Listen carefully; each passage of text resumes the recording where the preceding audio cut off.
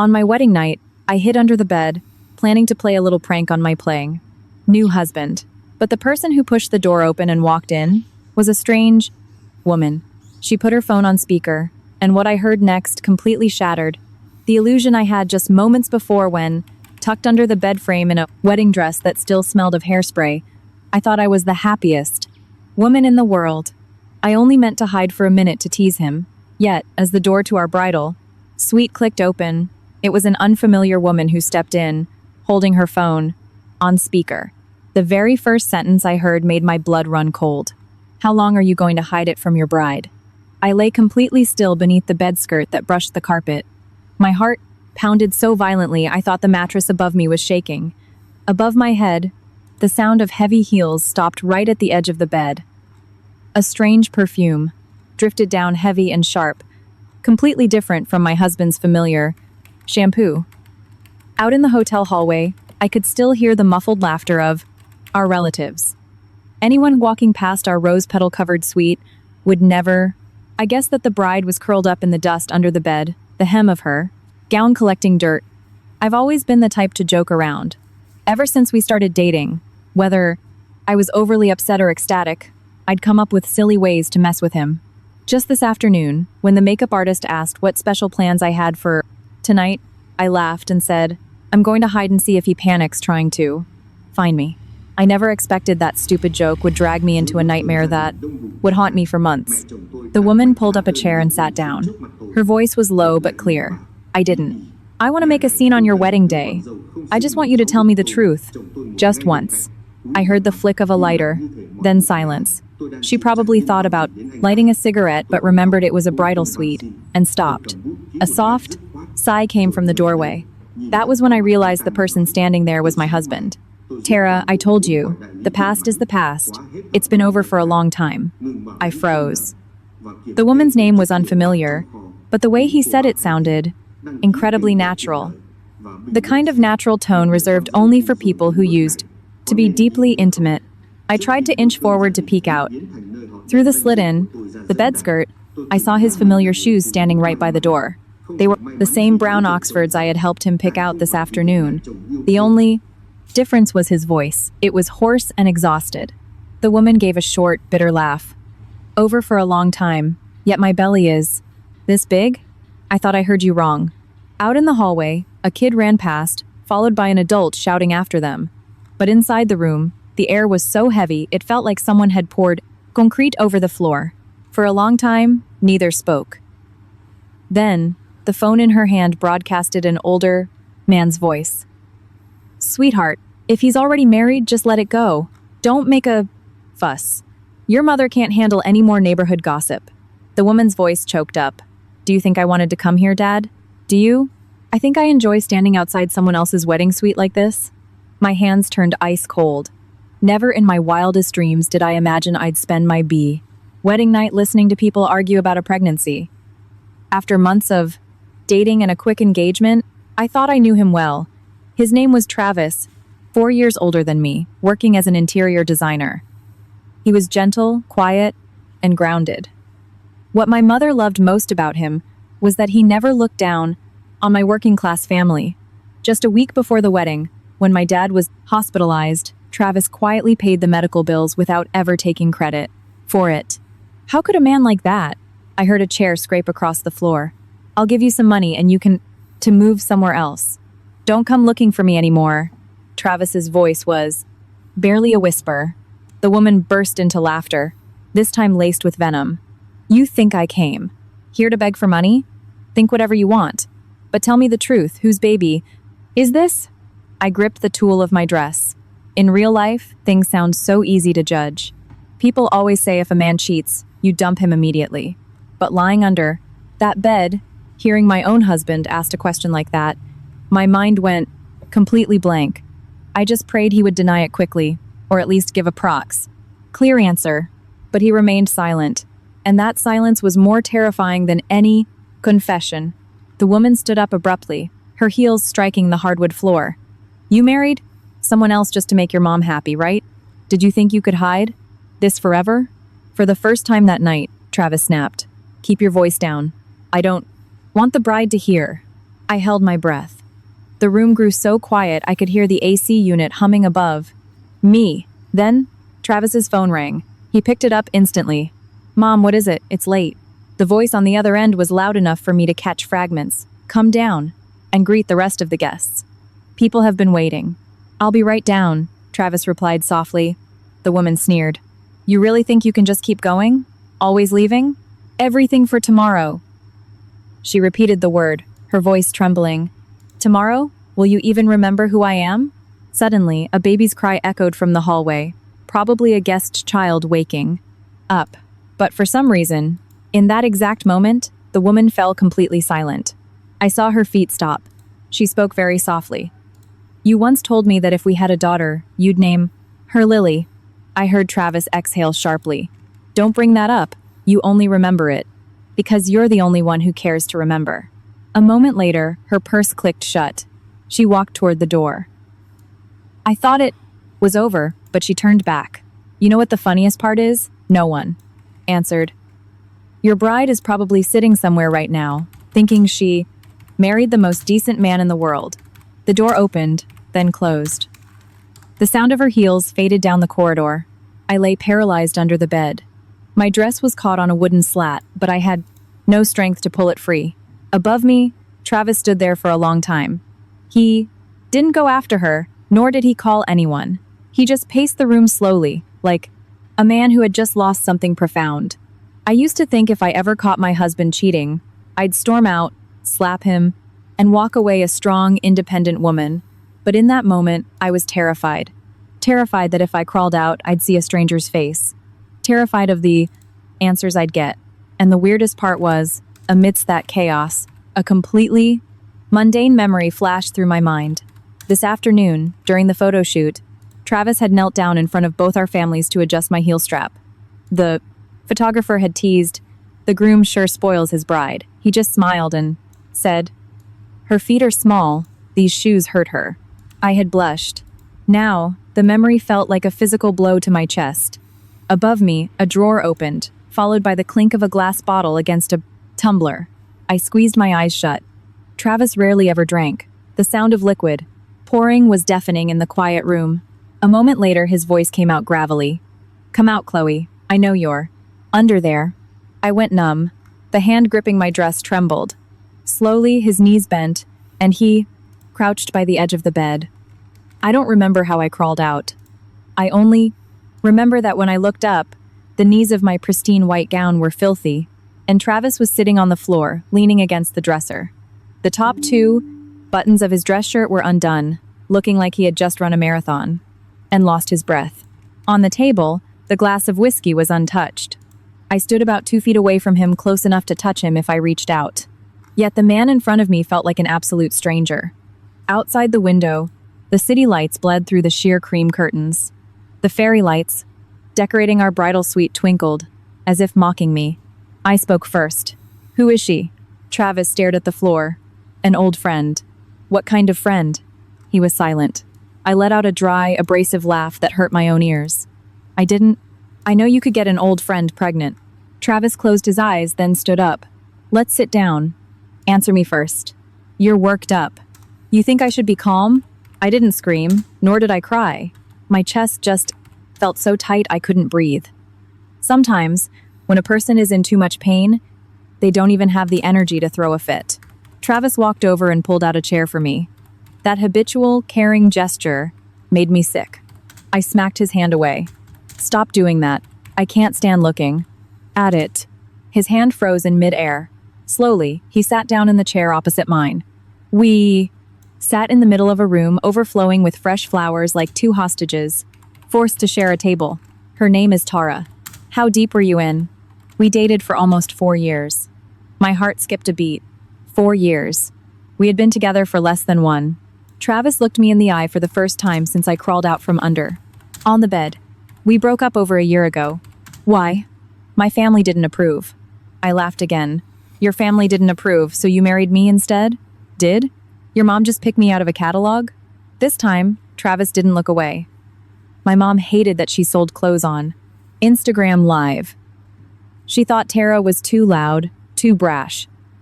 Plus, her dad owed my like hatter. family money. Every time the families met, it was a war. And you? I was tired, he said quietly. Work was a mess. My dad had just had his stroke. Every day I came home to screaming matches. She wanted to get married, right away, and my mom threatened to move out if I did. Looking at him, I realized he looked older than he did just a few months ago. When people are in love, they hide the ugly parts of their past, well, not to deceive you, but because they themselves don't want to remember. But the most agonizing part was yet to come. Is the baby yours? Travis clenched his fists. I'm not sure. My head snapped up. What did you say? When we broke up, it was explosive. We didn't see each other for half a year. A few months ago, she came to me saying she was pregnant, and I believed her. I took her to the clinic, but what? She refused to take a paternity test. I sat there, stunned. This feeling was bizarre. It wasn't like catching a cheating husband in the movies. Everything was tangled like a ball of old yarn. The woman genuinely seemed in pain. Travis didn't look like he was acting. But I was the bride. I looked down at my hands. My nails were still adorned with wedding rhinestones. Just this afternoon, the nail tech had smiled and said, "You have beautiful hands. Your husband is going to treat you like a queen." I felt a bitter urge to laugh. Suddenly, there was a knock on the door. We both jumped. Travis, open up. The guests downstairs are asking for the bride and groom. It was his mother, Eleanor. I instantly stood up. Don't open it. But it was too late. My mother-in-law pushed the door open. She was wearing a dark purple evening gown, her hair still full of bobby pins. As soon as she saw my tear-streaked, smudged makeup, she stopped dead. What's going on? No one answered. Her eyes darted from the whiskey glass to the dirty hem of my dress. Why is your dress so filthy? I looked her dead in the eye. Do you know a woman named Tara? The air in the room solidified. Eleanor stood perfectly still for a few seconds, before turning to look at Travis. That single glance told me everything. She knew. At the very least, she knew this woman existed. Who told you? Someone just came looking for your husband right outside this room. She quickly stepped in and shut the door. That panicked movement made my stomach churn even more. That's old news, Chloe. Don't pay attention to it. Did you know she's pregnant? The knuckles of the hand gripping her shawl turned white. Girls these days will say anything to get what they want. So it is true. We'll figure it out tomorrow. I let out a loud laugh. Everyone keeps saying tomorrow, but my wedding night, too, is happening right here, right now. What tomorrow? Do you really think I can go down there and smile at your guests right now? My voice wasn't loud, but it was ice cold. Eleanor looked at me for a long moment, then pulled up a chair and sighed. Chloe, let me be honest. We wanted you in this family because I adore you. You're sweet, reasonable, and you treat us well. Every man has a past. I looked at her, my head buzzing. His past is currently pregnant. She fell silent. Travis, who had been standing by the window, finally spoke. Mom, go back downstairs. Keep the guests occupied. I'll be down in a minute. She looked like she wanted to argue but stopped herself. Before leaving, she turned to me. I know you're in shock, but there are two sides to every story. The door clicked shut. I stood there for a long time, then suddenly reached back and unzipped my wedding dress. Travis stepped forward. What are you doing? I'm hot. Let me help. I can do it myself. I yanked the zipper so hard it caught on my hair, sending a jolt of pain through my scalp. I struggled with it, getting so frustrated I almost cried. Finally, Travis stepped up and gently untangled my hair. That familiar, gentle touch made my eyes sting. When we first started dating, whenever my necklace got tangled or my hair was caught, he was always this patient. It's a terrible thing to realize that someone can be genuinely tender toward you and simultaneously be the source of your deepest pain. Both can exist at once. I changed into the complimentary hotel pajamas and sat on the edge of the bed. The white gown was tossed onto a chair, crumpled like a pile of rags. Travis handed me a glass of warm water. I didn't take it. He set it on the nightstand. Do you want to go to your parents' house? I looked up at him. If I go home now, what will everyone think? I'll explain it to them. Explain what? That the groom's pregnant ex-girlfriend crashed our wedding night? He was quiet. Outside, it started to rain. The heavy drops battered against the glass, making the room feel freezing. I pulled my knees to my chest. A minutes later, I realized Travis was still standing there. Aren't you going to sleep? I'll sleep on the couch. I'm afraid you'll run away. I'm afraid you're going to overthink. I stared at him. I am thinking, Travis. Truly. His jaw tightened. A moment later, he placed his phone on the table in front of me.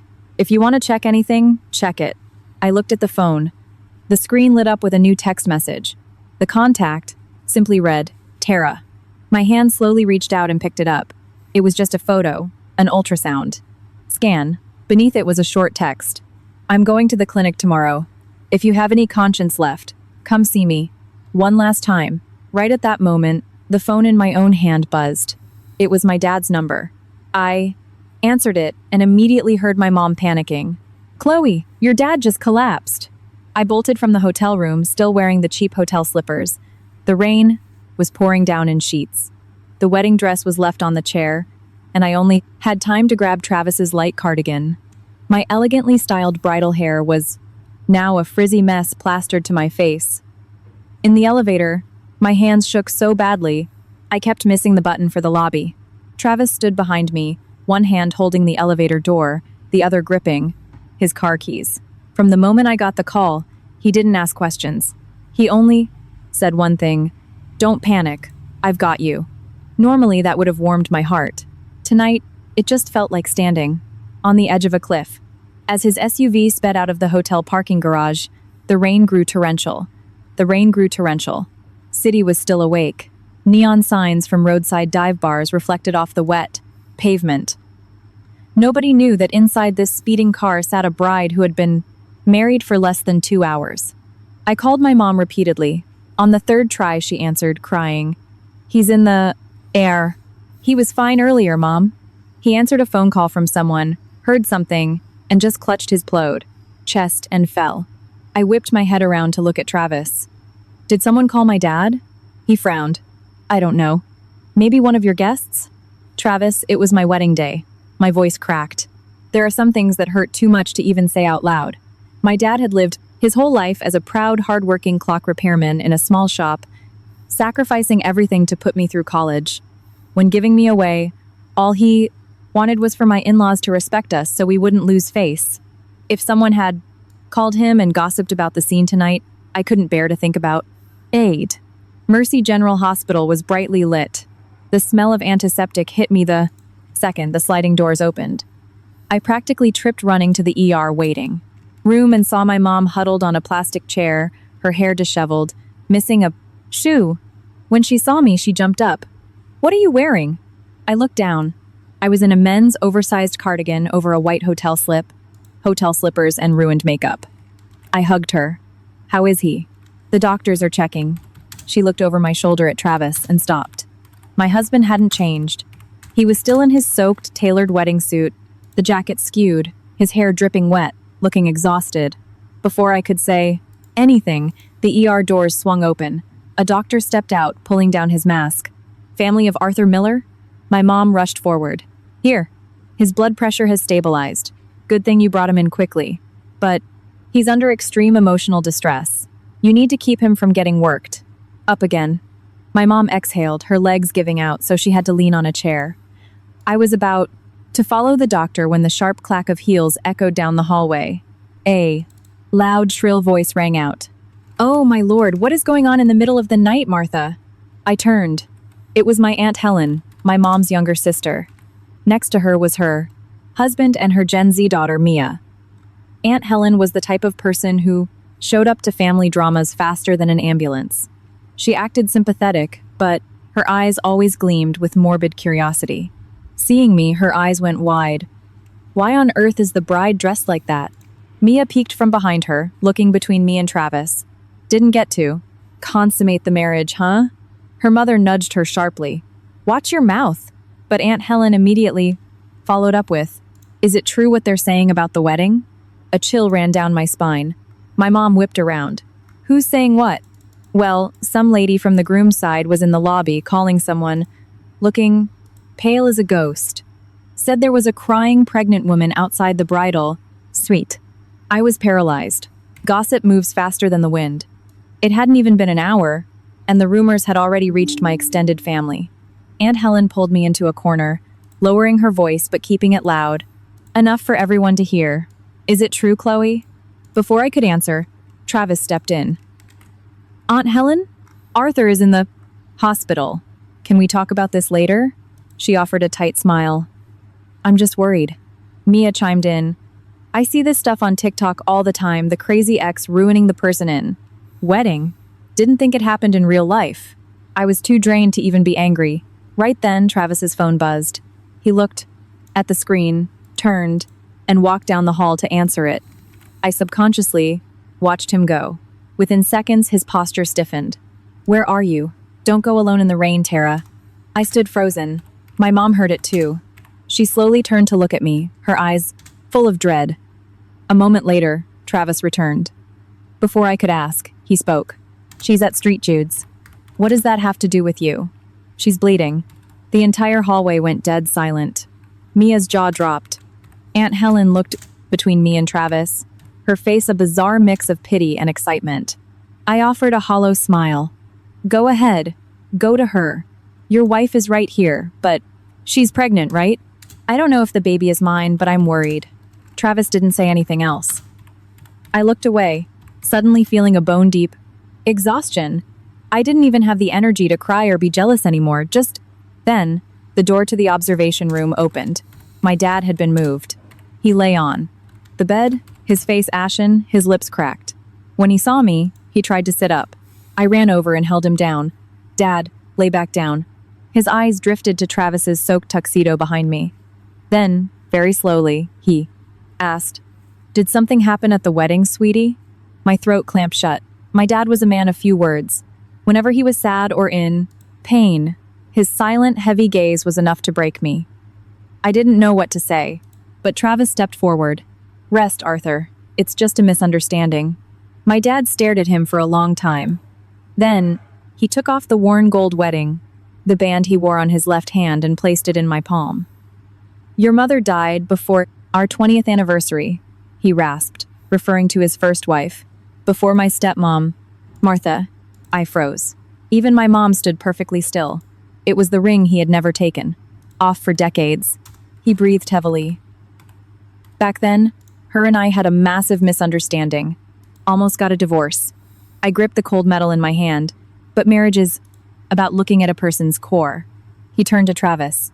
I don't need you to be rich. I don't need you to be perfect. His voice was weak but firm. I just need you to never make my daughter hang her head in shame because of you. Travis stood rigidly. I saw his fist clench so tightly his veins popped. Outside, the storm intensified. A nurse came in to remind us the patient needed sleep. Everyone shuffled out. I stayed behind alone, sitting by my dad's bed. The old ring in my palm had grown warm. Suddenly, my phone buzzed. A text from an unknown number. I opened it. It was just one sentence. If you want to know the truth, go to room 307 at Street Jude's tomorrow morning. Don't tell Travis. Below it was a picture. The moment I saw it, a cold shiver ran down my spine. In the photo, Travis was sleeping in a chair, a little girl about 3 years old asleep on his shoulder. The picture was clear enough that I recognized the gray flannel shirt he wore 2 months ago. I barely slept that night. The harsh fluorescent lights of the hospital hallway burned my eyes. The squeak of nurses' shoes pacing back and forth, the rhythmic, hollow beep of my dad's heart monitor, it all compounded my exhaustion. My mom dozed in a plastic chair, her head lolling to the side. Aunt Helen and her husband left around 3 a.m., but not before pulling me aside to whisper, "Take it. Easy, honey. Don't do anything rash. Men are just stupid sometimes." That kind of comfort felt worse than being insulted. At 3:30 a.m., Travis returned with takeout coffee and oatmeal. He placed a warm cup on the chair next to me and sat opposite. Try to eat a little. I'm not hungry. I haven't eaten since yesterday afternoon. I looked down at my phone screen again. The photo was still there. A man holding a child so tenderly, it made my chest ache. If it was just a friend or relative's kid, would someone look at them with that much love? Travis noticed me staring at my phone. Is something wrong? I looked up. Do you like kids? He was taken aback. Why ask that now? I've never heard you mention it. I do. He offered a faint smile, his first since last night. I always thought if I had a daughter, I'd spoil her rotten. My heart twisted, remembering Tara's words. You once told me that if we had a daughter, you'd name her Lily. When you're suspecting your husband, every normal sentence feels like a tiny thorn driven into your flesh. I stood up. I'm going down for coffee. I'll go with you. No need. I walked quickly to the ground floor. Not because I wanted coffee, but because I needed to escape his gaze for just a few minutes so I could breathe. Hospitals, right before dawn, have a distinct, chilling atmosphere. Families curled up on benches, sleeping under thin blankets. The small Starbucks kiosk in the lobby only had one barista, watching a video on her phone. I ordered a vanilla latte and found a secluded corner. After a few minutes of hesitation, I opened the text and hit call. It rang almost to voicemail before someone picked up. Hello? The woman's voice was faint. It's Chloe. Who is this? I'm Tara's friend. Why did you send me that picture? Silence for a few seconds. Because you deserve to know the truth before it's too late. What truth? The little girl in the photo? Her name is Lily, right? I squeezed the hot paper cup until it burned my hand. Whose child is it? You'll see for yourself if you come. Why can't you just tell me? Some things you have to see to believe. The line went dead. I sat frozen amidst the bitter smell of roasted coffee.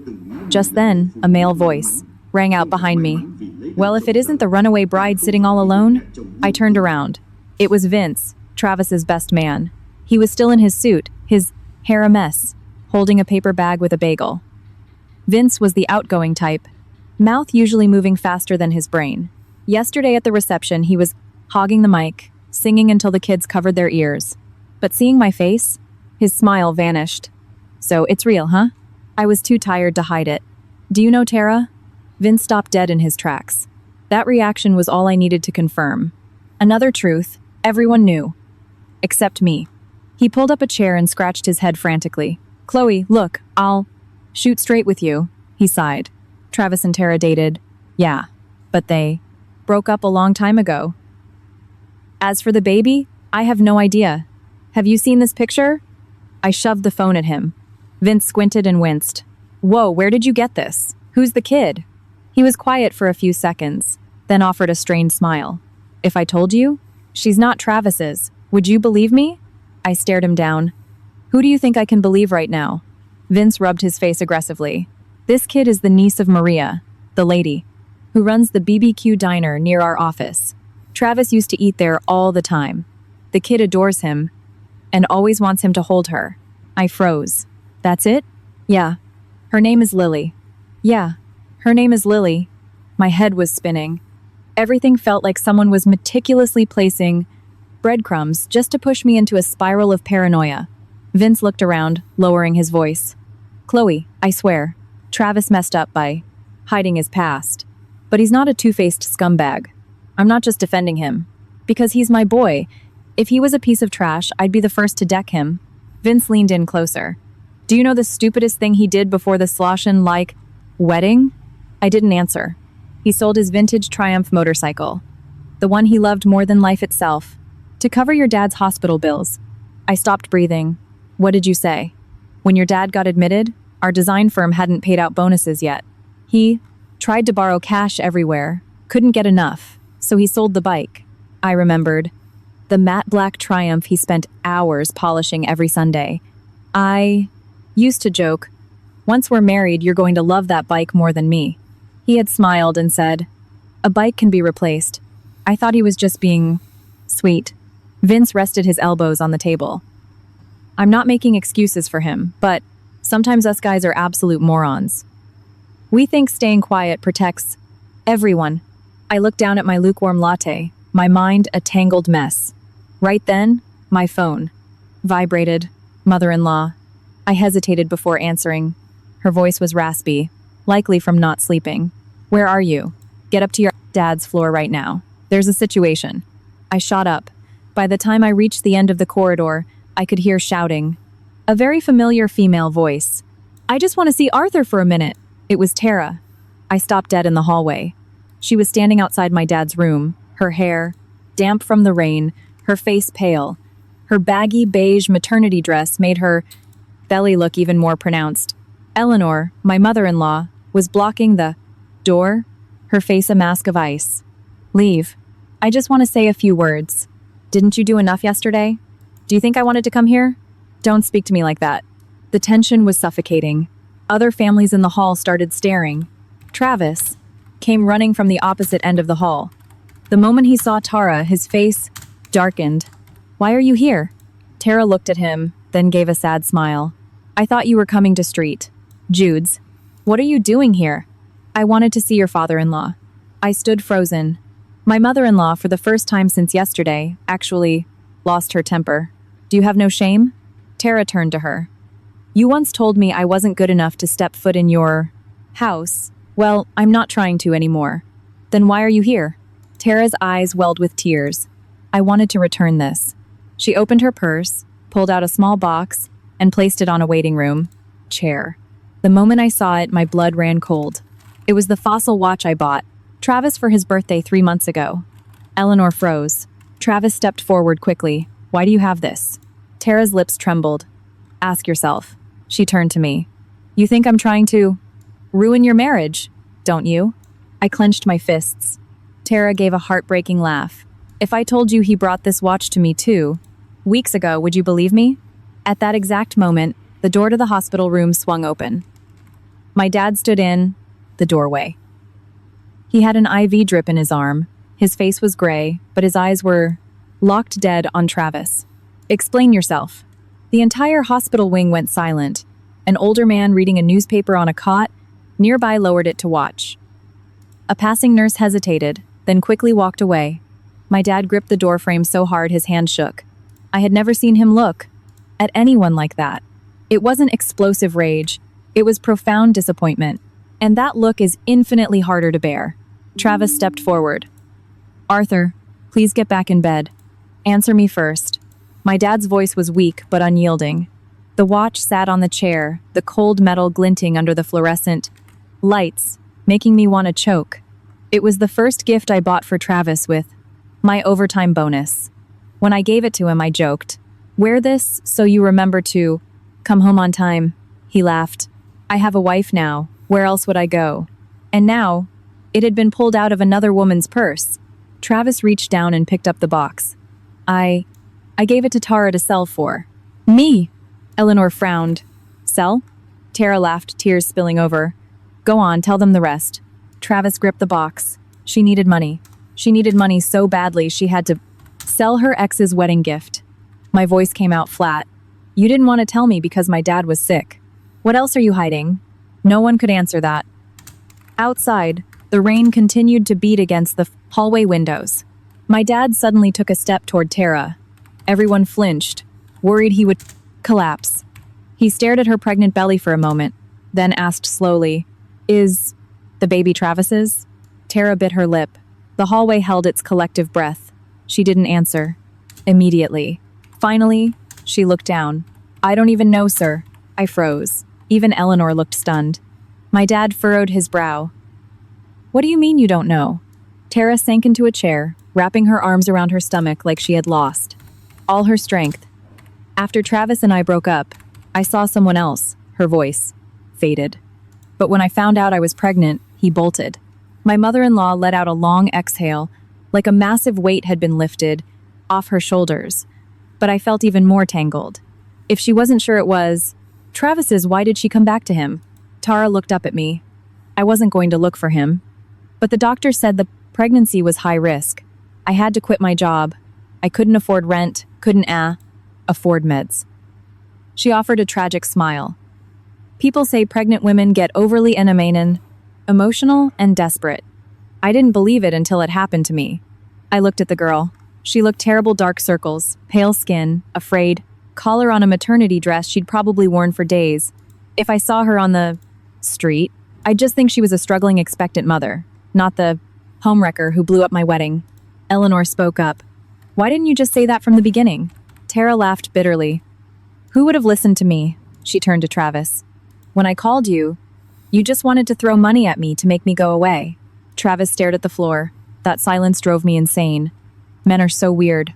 I think if they hide things, peace will be maintained. But the more they hide, the more terrifying the scenarios we invent become. My dad breathed heavily and turned back to his room. Before walking in, he said, "One thing, close the door. Sort this out." The five of us crammed into the tiny hospital room. My mom had just woken up. Seeing Tara standing by the bed, she bolted upright. "Oh my God." I rushed over to hold her shoulders. "It's okay, Mom." She looked around, piecing things together, and stayed quiet. Travis pulled up a chair for Tara. As soon as she sat, she winced, clutching her stomach. Pure male instinct took over. Travis leaned in immediately. "Are you hurting?" In that split second, my heart broke. Not out of jealousy, but out of familiarity. That reflexive, panicked care is not something you give a stranger. Tara gently pushed his hand away. "I'm fine." Eleanor stood by the door, arms crossed. "Tell me exactly what you want." The room was silent for a few seconds before Tara opened her purse and pulled port. Get out a stack of papers. "These are my dad's loan documents." Everyone looked confused. She handed them to Eleanor. "My dad borrowed money from some bad people for his business. They foreclosed on our house. That's right around the time Travis and I met." Eleanor flipped through the papers, her face darkening. "I thought this was settled. The loan sharks are looking for me. What does this have to do with Travis?" Tara smiled wearily. "They know we used to date." I was beginning to understand. This wasn't just an ex crashing a wedding. It was a massive, tangled knot that had been dragged out for years. Travis spoke up. "That's why she came to the hotel last night. She called me all week and I didn't answer." "Because you were busy getting married?" Tara said, her voice tiny. "I stood outside and watched you put a ring on someone else for almost an hour." No one spoke. The anger inside me began shifting into something harder to name. Exhaustion. Pity. Women are strange creatures. One minute you want the woman in front of you dead, and the next, seeing her suffer so deeply softens your heart. Just then, the hospital door banged open. Aunt Helen and Mia rushed in. "Oh my gosh, I heard someone fainted." They stopped dead when they saw Tara. Mia immediately pulled me into a corner. "Is that her?" Before I could answer, she whispered, "I saw her in the hallway earlier. I think someone was following." "Here." I jolted. "Who?" "I don't know. Some guy in a black baseball cap." Right on cue, Tara's phone started ringing loudly. She looked at the screen and turned pale. She ignored it. It rang again. This time, everyone saw the caller. ID, Turner, contractor. Eleanor frowned. "What kind of mess are you in?" Tara didn't answer. The phone buzzed relentlessly. Then, suddenly, a man's voice boomed down the hallway. "Where is she?" The entire room froze. Heavy, rapid footsteps approached. A man in his 50s stormed into the room. He was still wearing a wet rain jacket, water dripping, onto the linoleum floor. As soon as he saw Tara, he pointed a finger at her. "Nice hiding spot, sweetheart." My dad propped himself up. "This is a hospital." The man looked around, his eyes stopping on Travis in his ruined tuxedo. He gave a sleazy smile. "Ah, the groom." His eyes dropped to the wedding band on Travis's finger. Then he looked at me. I feel bad for this poor girl. My heart hammered. "Who are you?" "I'm the contractor who lent her daddy money." He pulled up a chair, like he owned the place. "You want to hear something funny?" Travis stepped in front of me, shielding me. "Don't talk garbage, Turner." The man sneered. "Am I lying? Or have you just not told your new bride that last month you took Tara to sign a lease on an apartment?" My entire body went rigid. I whipped my head to look at Travis. He stood perfectly still, and that silence was more horrifying than any excuse. The room felt entirely devoid of oxygen. I stared at his back. His shoulders were tense. His hands clenched so hard his knuckles were white. Turner leaned back in the chair. "You didn't know, did you?" Eleanor scowled. "Mr. Turner, this is a hospital. Watch your mouth." He shrugged. "Am I wrong, lady?" I saw it with my own eyes. Travis took her to a cheap complex on the south side. I heard my mom suck in a sharp breath behind me. Mia was practically holding her, breath to catch every word. Tara kept her head down, clutching her old purse. I looked at Travis for a long time. "Is it true?" "Yes." My heart felt like it was being crushed in a vice. My dad sat all the way up, his face gray. Travis turned to him. "Arthur, let me explain." "What is there to explain?" My dad rasped. I had never seen him lose his cool. Even when his shop was robbed of thousands of dollars in merchandise years ago, he just sat quietly smoking. But now, his eyes were bloodshot. I pulled up a chair and sat down because my legs felt like jelly. Outside, a sky was starting to turn a murky gray. The bleak morning light filtered through the blinds, making everyone look like ghosts. Travis spoke slowly. Tara was getting evicted. The landlord locked her out in the middle of the night. She's pregnant. I took her to find a temporary place. So temporary that you signed a lease for her, I said with a dry laugh. You must feel like a real hero, don't you? You didn't do anything wrong to me. If Vince had been here to hear that sentence, he probably would have banged his head against the wall. I laughed out loud, a thin, fragile sound. You think this is normal? Weeks? Before our wedding, you take your pregnant ex to rent an apartment and hide it. From me. Travis was quiet for a few seconds. If you saw someone on the street in that condition, would you have left them?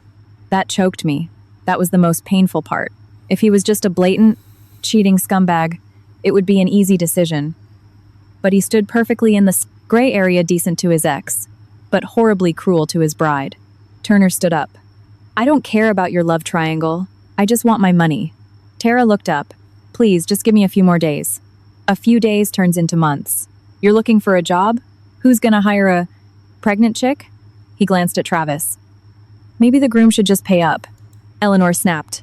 Watch how you speak to my son. Turner shrugged. They used to be joined at the hip. I stood up abruptly. Enough. Everyone looked at me. My head was pounding like a jackhammer. My dad is sick. If you want to scream at each other, take it. Outside. For a second, there was silence. Then, suddenly, Tara groaned, clutching her stomach and doubled over. Her face drained of all color. My mom panicked. Oh my God, what's wrong? Travis instinctively caught her. Are you in pain? Tara bit her lip and nodded. A small, terrifying streak of red dripped down the side of her beige dress. I froze. A nurse heard the commotion and ran in. Where's the family? Get her. To OBGYN now. Chaos erupted. Turner backed away, not wanting to be liable. Eleanor frantically called for help. Mia's jaw was on the floor, and Travis scooped Tara up in his arms, purely on reflex. In that moment, I felt completely hollow. The woman in his arms was trembling in agony, and he was genuinely terrified. He wasn't acting. As the elevator doors opened, Travis looked back at me. He opened his mouth to say something, but stopped. The door slid shut. I stood in the hospital corridor, watching the floor numbers tick down. My mom stepped up next to me, her voice a whisper. Are you okay? I gave a dry laugh. Do I look okay, Mom? She sighed and pulled me down onto a bench. Life is long, Chloe. Are you telling me to forgive him? She looked at her calloused hands. I'm just afraid you'll make a permanent decision while you're hurting. I didn't say anything. Years ago, when my mom found out my dad had secretly lent their life savings to a relative and lost it all, she packed her bags and went to her sister's house for days. I was little. I thought they were getting a percent divorce. A week later, she came back, sweeping the floor and muttering, If you do something that's stupid again, I'll hit you with this broom. My dad just sat at his workbench, smiling sheepishly, not daring to argue. The marriages of the older generation were bizarre. They felt real rage, real betrayal, but they still sat down and kept living together. But for us, for my generation, it had only been one night, and everything felt completely shattered. An hour later, Travis returned. His dress shirt had a streak of blood on the sleeve. My stomach dropped. How is she? They're giving her medication. Is she okay? He shook his head. The doctor said it's a threatened miscarriage. Eleanor had just come up from the maternity ward. She sank into a chair, exhausted. That poor girl. I wanted to laugh. Just last night she was calling Tara that woman. One night changes everything. Older women are always soft on pregnant mothers. Travis sat next to me. He was so close I could smell the antiseptic on his clothes. You should rest. You look dead on your feet. He was quiet for a long time, then whispered, I'm sorry. I looked at him. It was the first time since this nightmare started that he just apologized. No excuses, no explanations, just, I'm sorry. I asked very quietly, Do you still love her? Travis stared at the blank wall ahead for a long time. Finally, he answered, I don't know. My eyes burned. Honest answers hurt so much more than lies. If he had immediately denied it, I might have felt better. But he genuinely didn't know. Eleanor interjected. Don't overthink it, Chloe. Men just feel a sense of responsibility, that's all. I laughed. Responsibility to who? She stopped talking. I stood up and walked to the end of the hall. The sun was fully up now, and the rain had slowed. Down in the courtyard, a food cart was selling breakfast sandwiches. The smell of bacon drifted up. A guy on a bicycle rode past whistling. The city was waking up, totally normal, while my soul was a disaster zone. Just then, Travis's phone on the bench buzzed. He had gone to get water, and I didn't hear it. The screen lit up right in front of me. The caller ID was glaring. Lily's mom. I died inside. My hands turned to ice. It rang and rang. Eleanor saw it too. She froze for a second, then immediately looked away like she hadn't. I just stood. There. The ringtone echoed down the morning hospital corridor. Travis returned. I couldn't even look at the phone anymore. Lily's mom. Those two words burned my retinas. The ringing stopped exactly as he reached us. He handed his mom a water bottle, then casually picked up the phone. But as soon as he saw the screen, he froze. Just for a second, then he locked the screen. I stared at him. Who is Lily? The hallway was getting busy. Families walking by, the PA system paging doctors. But amidst all that noise, I heard my own heartbeat. Before he could answer, the phone buzzed again. Same name, Lily's mom. He gripped the phone. I'll call her back later. Answer it right here, in front of me. My voice was eerily calm. That calmness actually scared my mother-in-law. She tugged my arm. Chloe, I didn't look at her. I want to hear it. After a long pause, Travis swiped the screen. He put it on speaker. An older woman's frantic voice came through. Oh my God, Travis. Lily has been running a fever since last night. She won't. Stop crying. She keeps asking for you. I stood paralyzed. Eleanor froze. The woman continued. I've tried everything. She's just hugging that stuffed bear you bought her, asking where you are. Travis rubbed his temples aggressively. Did she take her medicine, Maria? Yes, but she won't sleep. Can you swing by? I know you're at the hospital. Who's sick? I have something to handle. Maria clicked her tongue. Poor kid. Last night she sat there staring at a slice of wedding cake, waiting for you. The call ended. No one spoke. My entire body felt like ice.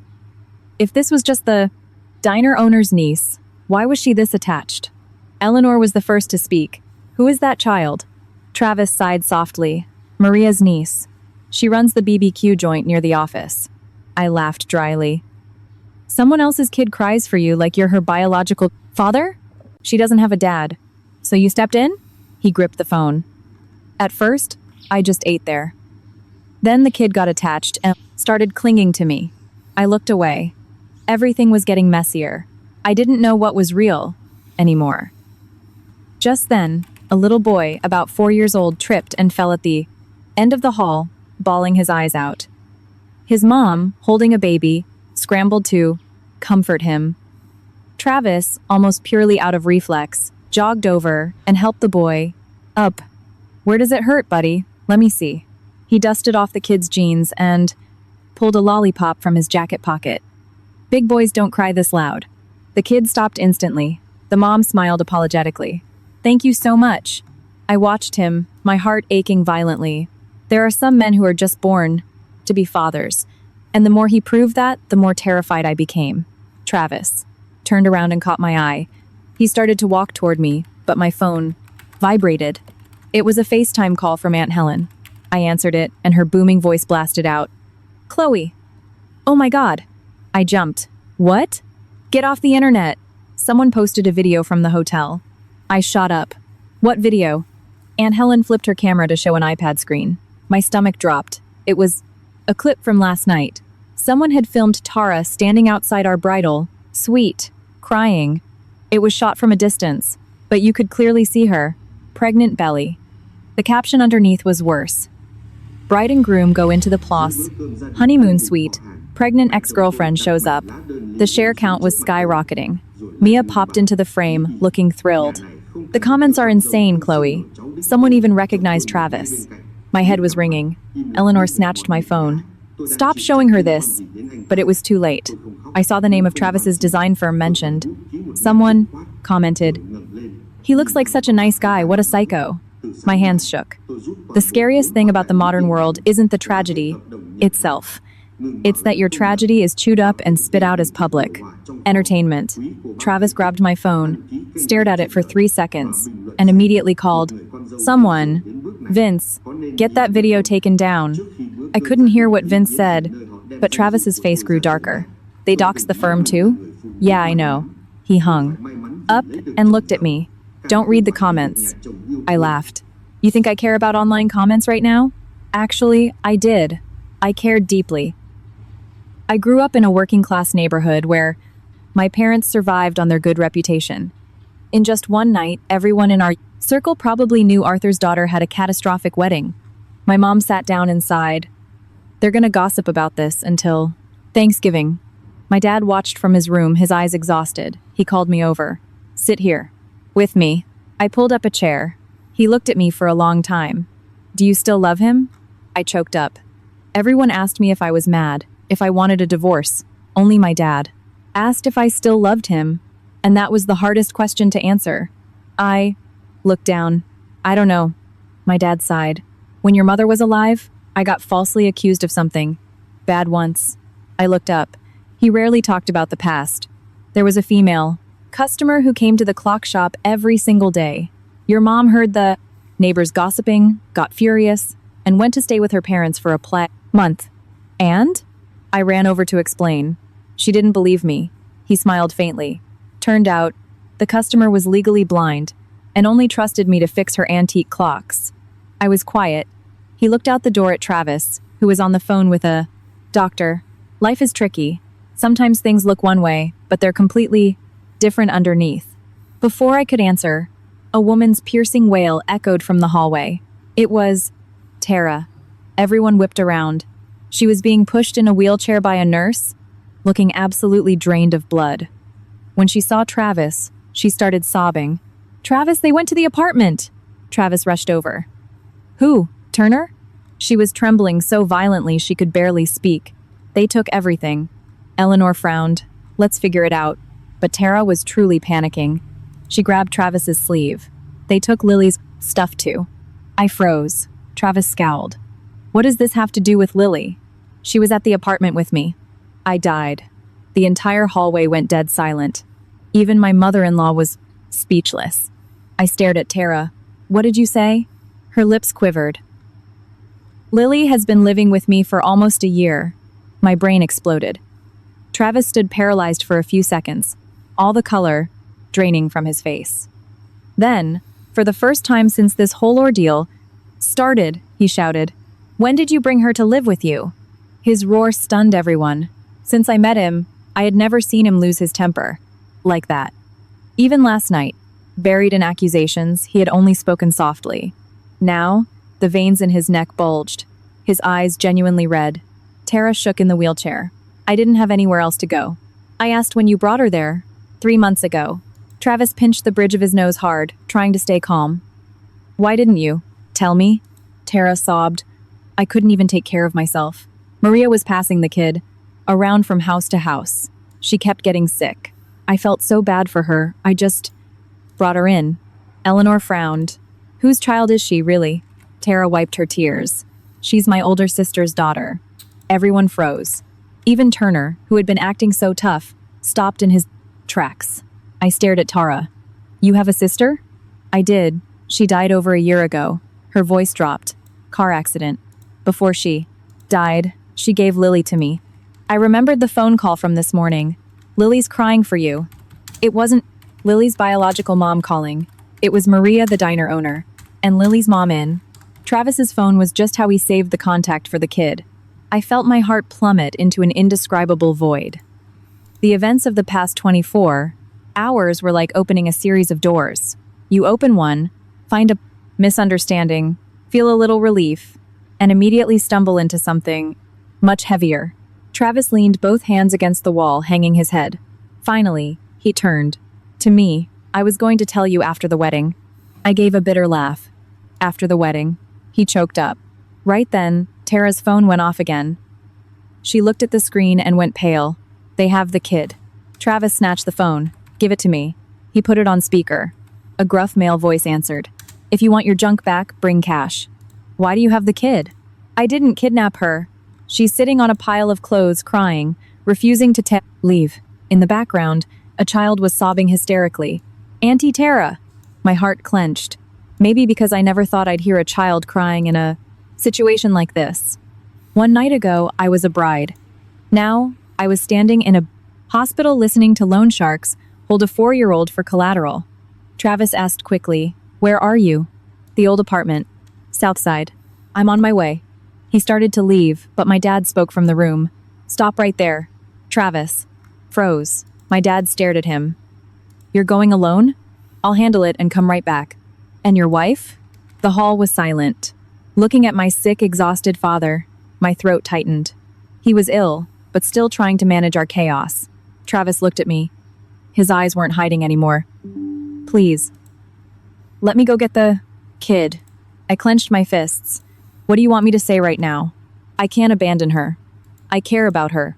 Yeah, he was being honest, and the honesty hurt the most. Eleanor chimed in. The child is innocent, Chloe. I turned to her. Did I say she wasn't? Are you making me the villain now? Eleanor? She shut up. Mia popped her head in again. Can I come with you guys? I've never seen a real-life hostage situation.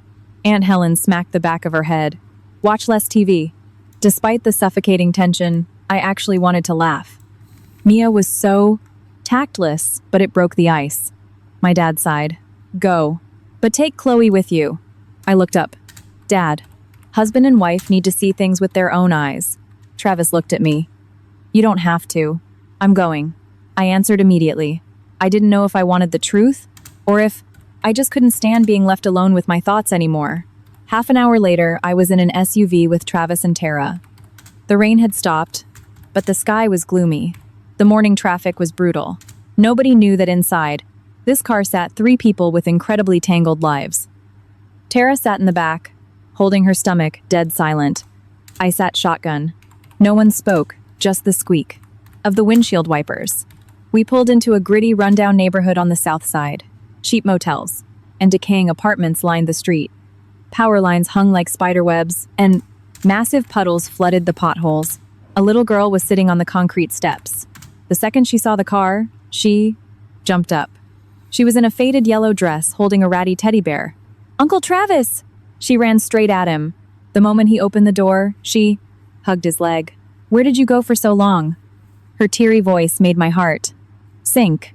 He bent down and picked her up so naturally. Were you a good girl, Lily? She nodded frantically, burying her face in his neck like she'd done 1,000,000 times. Watching that, I finally understood why people misunderstood them. The way he looked at her was pure love. Not pity, real love.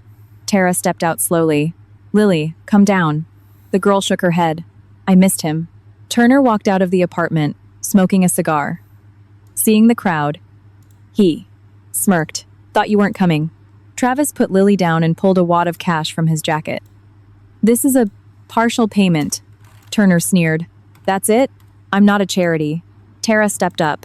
Please give me a few more days. Turner looked at her belly and clicked his tongue. Honestly, you should just marry the groom here and get it over with. I stood in the back, hearing every word.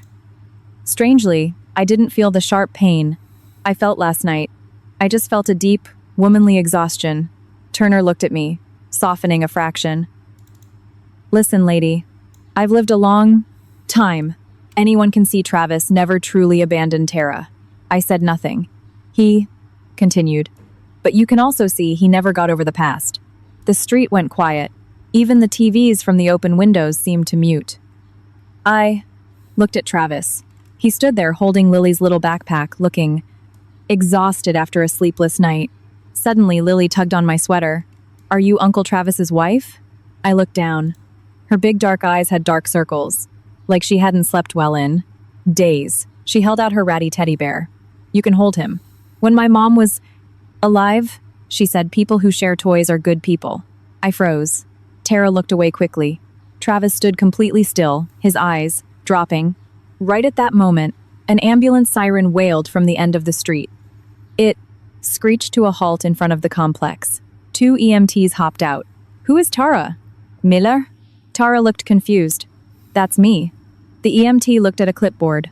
Street Jude's called. Your test results came back. With a red flag. You need to come back immediately. I didn't even have time to process it before Tara turned white. What's wrong? The doctor didn't elaborate. He just said it's an emergency. The street was dead silent. Lily hugged Travis's neck. Is Auntie Tara sick? He stroked her hair. She's okay. But his voice lacked any confidence. Tara stumbled back. I instinctively reached out and caught her arm. Her skin was freezing. She looked at me, a weird mix of gratitude and intense shame, as if she hated that I was the one holding her. Turner threw his cigar on the wet pavement. Just my luck. Travis turned to me. I'm taking her to the hospital. I'm riding with her. He paused. Go home and rest. I'm coming with you. I didn't know why. Maybe because after peeling back layer after layer of this onion, my biggest fear was sitting alone in a room imagining the worst. Travis nodded. Okay. Lily was temporarily left with Maria at the diner. She clung to Travis until the quote, last second, shoving her bear into his hands. Hold him for me, uncle. Bring him back. He smiled weakly. I will. I sat in the back of the ambulance with Tara. She rested her head on the window, lips pale. I'm sorry, Chloe. For what? If I were you, I'd probably want me dead. I gave a dry laugh. I'm too tired to hate you. She looked at me, surprised. When I found out Travis was getting married, I planned to disappear forever. Then why didn't you? Because I was terrified, she whispered. You don't know what it's like to be pregnant and completely alone. I was quiet. The ambulance stopped at a red light. Outside, a young couple on a motorcycle was stopped next to us.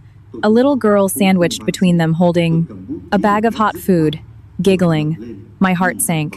Just yesterday, I thought in a few years I'd have a simple family like that. Now, everything was as tangled as the power lines in that alley. At Street Jude's, the doctor was waiting. Tara was rushed to ultrasound. I sat in the hall with Travis. For the first time since the wedding, we sat next to each other without knowing what to say. He was still in the tuxedo. The collar had a small blood stain on it. I was in my mom's sweatpants and an oversized tee, my hair in a messy bun. No one would ever guess we were newlyweds. Did you really want to marry her? I asked quietly. Travis looked at his hands. Yes. My chest tightened, but I kept going. Then why me? He was quiet for a long time, then gave an exhausted smile.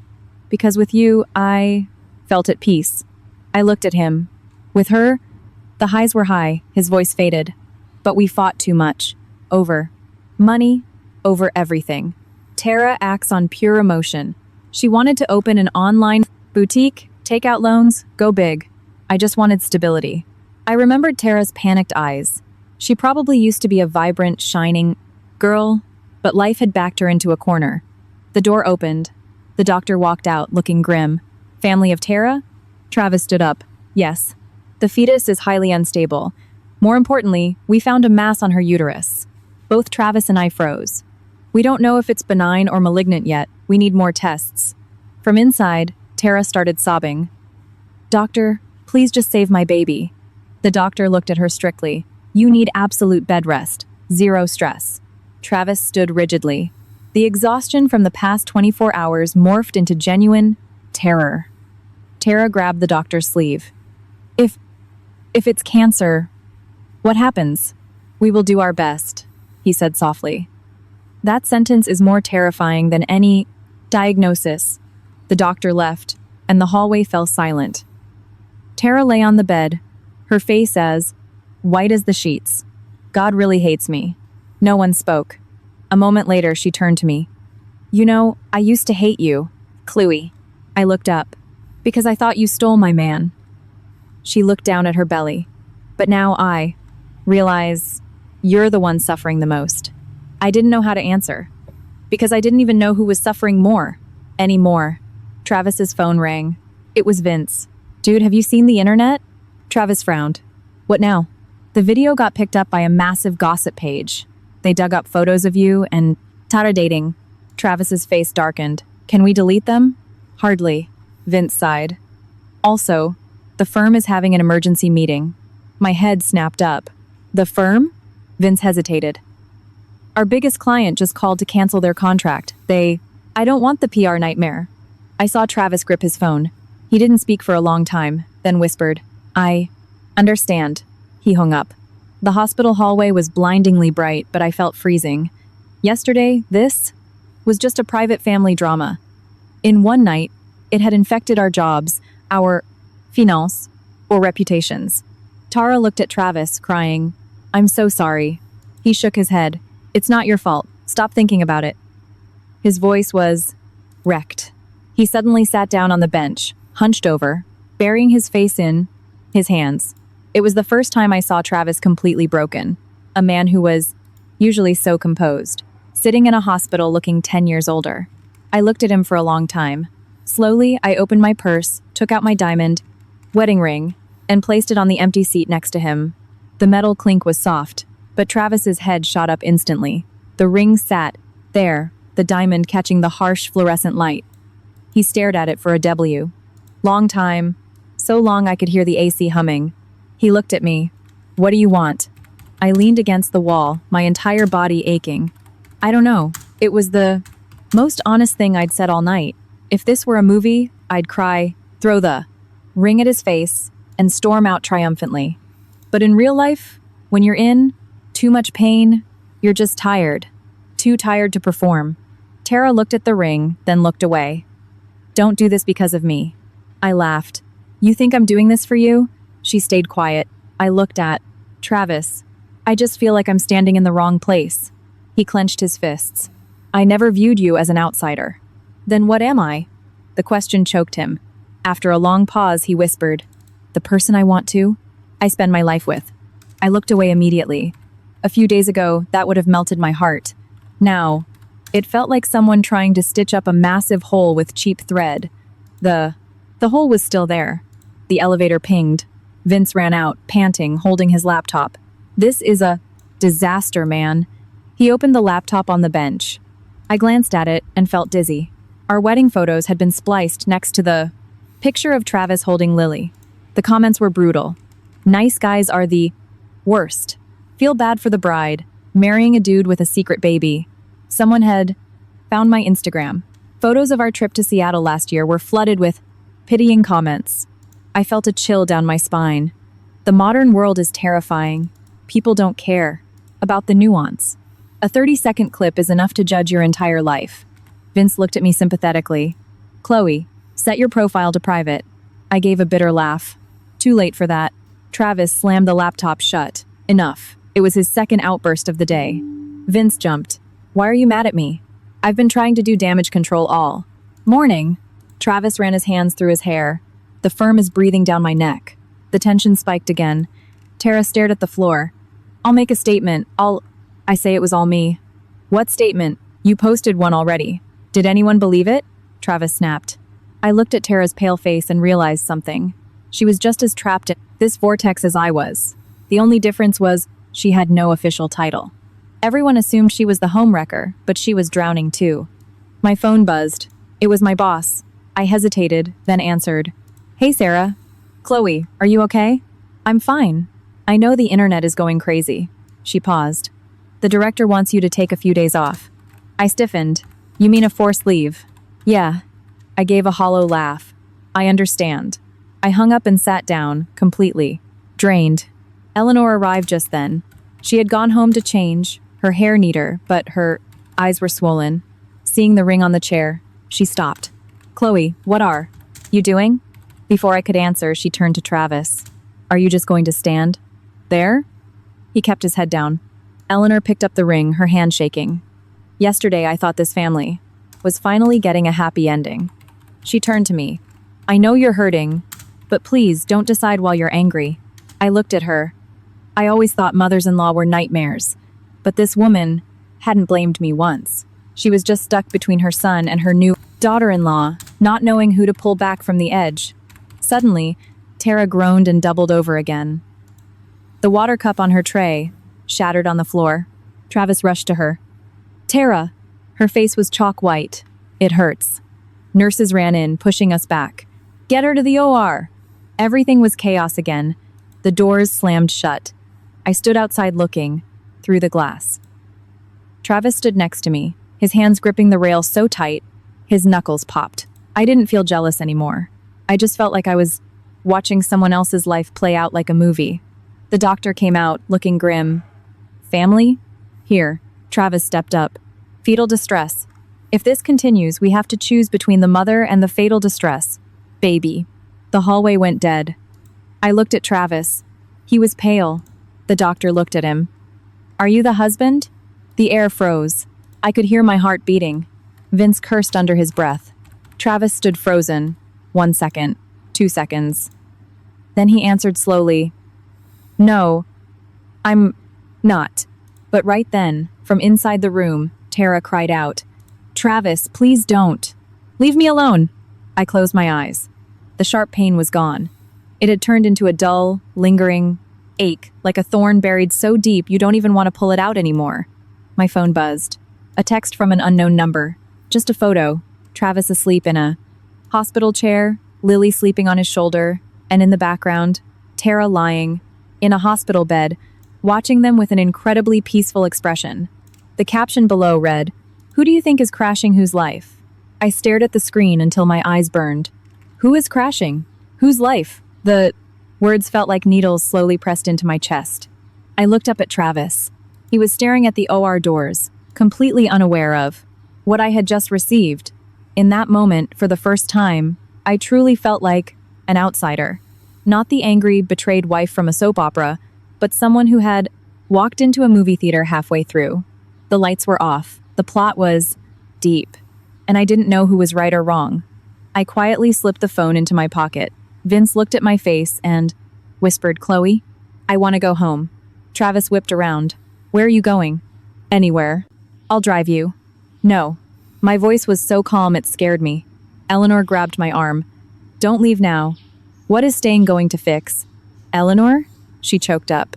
I looked at the closed OR doors. The person who needs him is in there. Travis stepped toward me. Don't talk like that. How should I talk? I let out a soft laugh. Should I stand here and play the generous wife while my husband agonizes over another woman? You never technically cheated on me, but you never fully let her go either. That silenced him. His silence never brought me peace. It was an open door that let the cold draft in. I pulled my arm away from Eleanor and walked to the elevator. Travis ran after. May, Chloe. I didn't turn around until he grabbed my wrist. Hard. Can you just listen to me? I spun around. I'm done listening. How many more secrets are there? You know, what the scariest part is? He looked completely depleted. It's not that you slept with someone else. It's that I looked in your eyes and saw that you truly view them as your family. He turned ash white. I yanked my hand back. I'm the one who feels like the intruder. The elevator pinged. I stepped in. Just as the doors were closing, a hand stopped them. It was Eleanor. She was panting. Where are you going? Home. Which home? I paused. The one where I know I belong. Her eyes filled with tears. She stepped into the elevator with me. As the doors shut, I saw Travis standing alone in the hallway. He didn't chase us. He just stood there, looking like he had lost his grip on the world. It started raining again when we left the hospital. Eleanor sat next to me in her car, quiet the whole ride. Only when we pulled up to my parents' house did she speak. I'm sorry. I looked at her. She smiled sadly. I hated Tara. I thought a wife should bring stability. But the past didn't just disappear. She smoothed her skirt. Do you resent me? I laughed. I don't have the right to. She grabbed my hand. Her hand was shaking. You know, when I was young, I was the second choice too. I looked at her, shocked. Travis's dad had an ex he dated for 8 years. His mother forbade the marriage because she was poor. He married me and he treated me well. But for years I felt like she still occupied a corner of his heart. How did you survive that? You just keep living. She smiled wistfully. Women are strange. You see a man, treat you decently, and you want to try and make it work. Before I got out of the car, she said, if you want to walk away, I won't blame you. I stood in the rain, watching her car drive away. When I opened the front door, my mom immediately hugged me. Oh, honey. I didn't cry. I was just exhausted. I sat on the couch and fell asleep, instantly. I woke up in the late afternoon. It was drizzling outside. My dad's old radio was playing classic Willie Nelson, a sad, lonesome tune. I walked into the living room. My dad was fixing an antique pocket watch, wearing his reading glasses. "You're awake," he said. I sat next to him. "You should rest, Dad." He kept adjusting a microscopic gear with his shaky hands. "What are you going to do?" "I don't know." He nodded. "Your mom and I almost didn't get married because of a misunderstanding. She thought I loved someone else." I laughed. "How did you fix it?" I was stubborn. "I rode my bike to her parents' house every day to help her dad chop wood." "You were a smooth talker?" "No." He shook his head. "I just knew how to do the work." That made me pause. A lot of men don't know the right words to say. They just quietly do things. But sometimes, that silence makes it impossible to understand their hearts. My phone vibrated. It was Vince. I answered. His voice was frantic. "Chloe, are you home?" "Yeah. Travis is in the hospital." I jumped up. "What?" "He collapsed in the hallway after you left. Bleeding ulcer. Stress and exhaustion." Before I could breathe, Vince added, "And there's more. Tara vanished." I froze. "What do you mean?" "She walked out of the hospital. Phone is off. And Lily is gone too." Maria said. "Some guy picked her up. The kid called him Uncle Kyle." I stood dead still. "Who is Kyle?" "I have no idea." Right then, my phone beeped with another incoming call. Unknown number. I picked it up. A deep, raspy male voice spoke. "If you want to see Tara, come to the old steel bridge on Route 9. Don't call the cops. I'm assuming you're Travis's wife." The line went dead. I grabbed my keys. Vince picked me up, and we drove through the rainy city. Traffic. My wedding night had turned into a manhunt for a pregnant woman and a missing child. We arrived at the old rusted suspension bridge. It was deserted, save for a few bakde, dingy food shacks. Under the bridge, I saw Tara. She was sitting on a concrete barrier, soaked, holding her stomach. Lily was asleep on her shoulder. Standing opposite her was a man in a black jacket, looking gaunt. Vince jumped out. "Who are you?" The man scoffed. "Crowded party." He looked at me. "The bride." Tara sobbed. "Please stop. I just want to see my daughter," the man said. I froze. "Daughter?" He pointed at Lily. "My kid." Vince looked shocked. The man Kyle laughed bitterly. "Didn't believe it? Ask Tara." Tara nodded weakly. "Kyle is Lily's dad." Everything clicked. Why Lily called him Kyle. Why Tara hid the truth. Kyle stepped closer. When her sister died, I was broke. A drunk. Tara took Lily and ran. I spent months looking for them. Lily woke up, saw Kyle, and clung to Tara. "I don't want to go with him." Kyle stood frozen. The look in his eyes was heartbreaking, pure, helpless agony. "I failed you as a dad," he whispered. "But I want to fix it." Tara looked down. "I'm sorry I hid her from you." Kyle gave a hollow laugh. "I don't blame you. But you know what the funniest part is?" He looked at me. "I always thought Travis was the guy stealing my family." But back when I was dating Tara's sister, Tara used to follow Travis around everywhere. They were high school sweethearts. She loved him since she was 17. I stood perfectly still. The rain hit the river below. I looked at Tara. Suddenly, the entire dynamic made sense. Her look of pain, her reliance on him. When you've loved someone that long, anyone else who enters the picture feels like the latecomer. Suddenly, my phone rang. "Mother-in-law, Chloe, come back to the hospital. Travis is gone." "What?" He woke up, grabbed a friend's motorcycle, and just left. Before I could speak, there was a deafening screech of tires at the end of the rain bridge. A motorcycle skidded out on the wet asphalt, sliding violently. The rider tumbled, wearing a ruined, blood-stained tuxedo. It was Travis. The bike lay on its side, the wheels spinning. I ran to him faster than Vince. Travis pushed himself up on one arm, his face white from pain. The front of his white shirt was soaked with fresh, dark blood from his ulcer. Vince cursed and called 911. Kyle ran over to help lift Travis. Lily hugged Tara's leg, crying hysterically. In that utter chaos, Travis only looked at me. "Are you okay?" I was furious and choking back tears. "You're the one bleeding." He offered a weak, exhausted smile. "I was afraid you were gone for good." My throat clamped shut. The ambulance arrived. Travis was rushed to the ER, his ulcer ruptured. He was semi-conscious the whole ride. I sat next to him, watching his eyes flutter, and my heart was a mess. When someone is healthy, you have the energy to be angry. When they are lying there bleeding, all the venom disappears. Eleanor broke down crying when she saw him. My dad arrived leaning on his cane. He looked through the ICU glass and sighed. "You live your whole life, and in the end, all that matters is your health and the people standing next to you." That night, we all sat in the waiting room. No one had the energy to fight. Tara sat in the corner with Lily. Kyle smoked cigarette after cigarette on the balcony. Eleanor looked at Tara, her gaze no longer harsh. Around midnight, Kyle walked up to Tara. "Let me hold her." Lily shrank back. Kyle knelt down. "I haven't been a good dad, but I want to."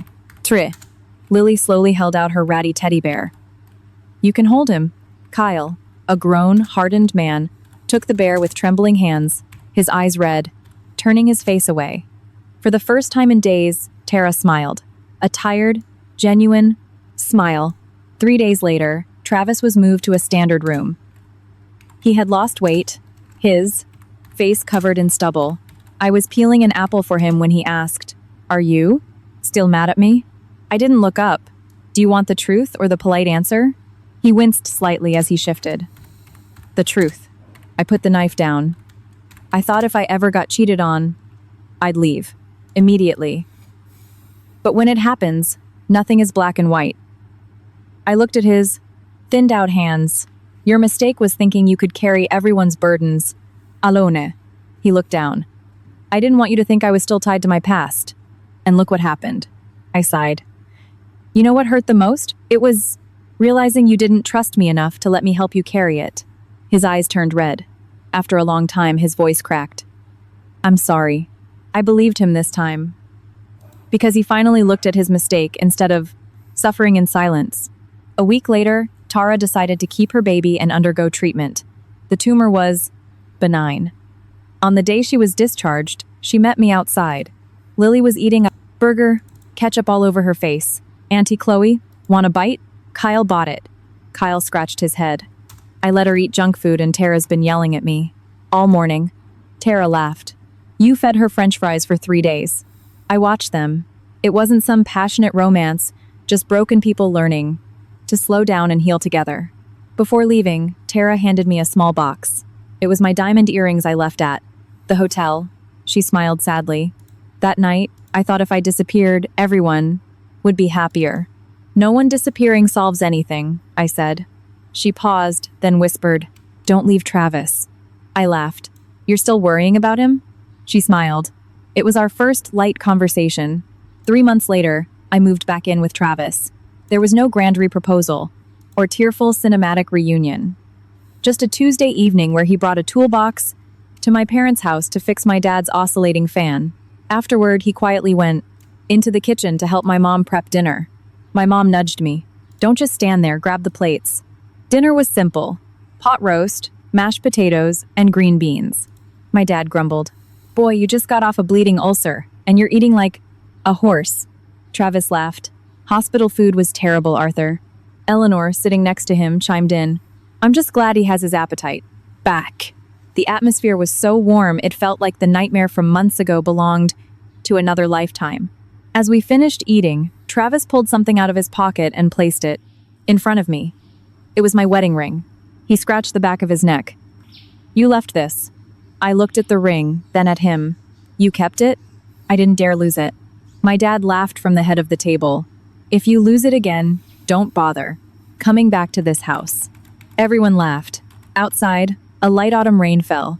The vintage radio was playing an old country tune. Travis quietly put a piece of roast on my plate, a completely natural habit. I looked at the man sitting across from me, remembering the wedding night when I hid under the bed just to play a prank. Who would have thought that silly joke would take us on such a brutal, agonizing detour just to understand each other's arts? But maybe that's what marriage is. It's not about never facing a storm. It's about the fact that after you think you've lost each other, You still want to sit down and finish a meal together.